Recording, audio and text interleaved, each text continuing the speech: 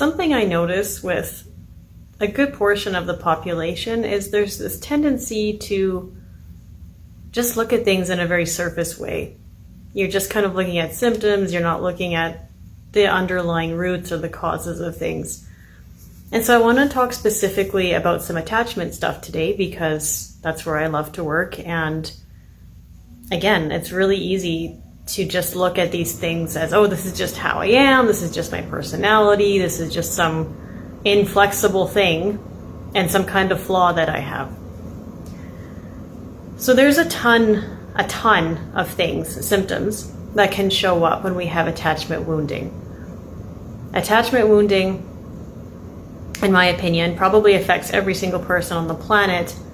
For some people, they have enough love, support, enough of their needs met that they don't have major issues. For a good portion of the population, that's not as true. And they've had a lot more harm and a lot less of the care that was needed to repair those things. So we can end up with, literally, it's endless what kind of symptoms we can have. We can end up with health problems, chronic immune issues, and then tons of other things that we might think is just our personality. So you might notice things in yourself like, why do I keep ending up in relationships where the other person is so emotionally unavailable? Or why do I feel like I want a relationship and then I close off when I'm in the relationship and I become emotionally unavailable? Or maybe we flip-flop. The days that they're emotionally unavailable, I'm chasing after them. And then when they're available, I shut down and close off. For some people, they can have chronic patterns of fantasizing about other people. Maybe they're in a relationship, maybe they're single, and they just have these chronic fantasies of somebody fulfilling some sort of need or saving them in some sort of way. Perhaps you feel that you want closeness and you're also really afraid of it. Maybe you have chronic pain because relationships are so activating for you that your body is always bracing. Maybe you have gut issues. Maybe like anxiety, depression, etc., etc. These things, I'm not saying they always stem, but they can stem from attachment wounding. And I just think this area of work is so powerful, mostly because for myself, it's really been the crux of most of my stuff. I actually had chronic pain most of my life. And after several years of getting help, I have lots of days where my pain is quite minimal. It's amazing. It's incredible.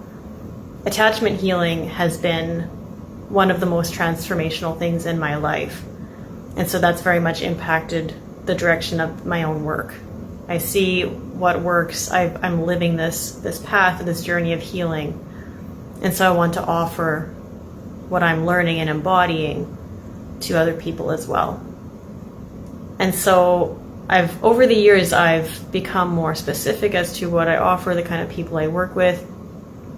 And I'm always kind of crafting packages, or how can I best help people? How can I best reach people? And while the things that I've created, the packages, etc., that I've come up with, I feel really good about, recently I came up with the Attachment Healing Intensive. And I am so stoked about it because it's my niche, and I just feel that it's so important. So important.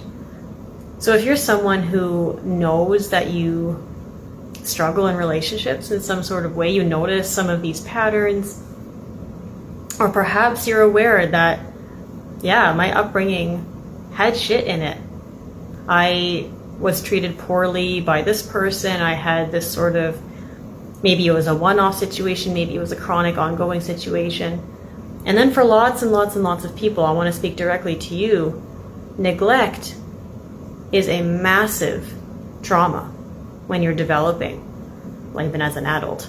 Ongoing chronic neglect is deeply damaging. And I find that so many people, nothing happened with neglect, right? And so it's easy to miss it. It's easy to normalize it. It's easy to think, well, that's just how everybody grew up. And no, I didn't get eye contact, but I don't know what it's like to get all that eye contact that I need. And so there's just this inability to recognize that, oh, I was neglected. It took me a very, very, very long time. I think I was, I don't know, 30 when I realized, like, oh yeah, that's like a severe trauma and it has a huge effect. And I lived that. A lot of people they don't recognize that. So just wanted to speak specifically to that population as well. This intensive is for people like you. And it's to begin the process of transforming your attachment patterns. And it's easy to think, oh, this is just how I am and I've always been this way. That's not the case with attachment. We actually can heal, we can transform, we can change. It's not about, oh, I'm perfect now and I don't have any patterns that are dysfunctional. But we can change and reform this part of ourselves drastically. We can move from being anxious, avoidant, fearful avoidant, into being primarily secure. And it literally changes not only your relationships, but your entire relationship with life, with yourself, with things, with pets, with literally everything in your life shifts, including your perception and how and what you feel. Just a little anecdote as well. I wasn't really able to feel softness my whole life. And it's just the last couple years. And it's been a very gradual process, but I can feel softness now. I can feel it emotionally and I can feel it physically in a way that I did not have access to before. Just one of the gazillion wonderful things that can happen when you're healing. So attachment healing changes everything. And I've designed this intensive to be an intensive where you show up consistently, you show up diligently, so that this part of you can start to develop a different way of being. So if you're interested in learning more about it, I have lots of information on my website. And if you're interested in actually signing up for the intensive, you can contact me directly. And I very much look forward to holding space for you.